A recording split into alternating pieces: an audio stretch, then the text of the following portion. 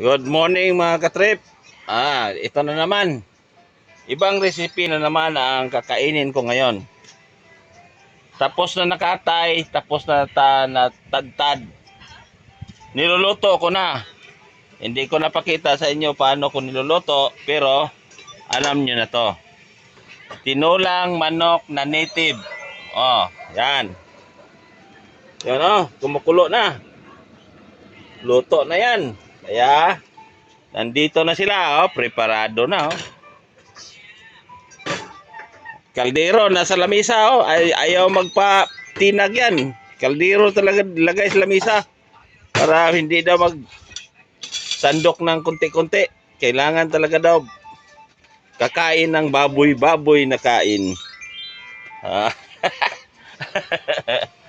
Hak-hak yun, hak-hak.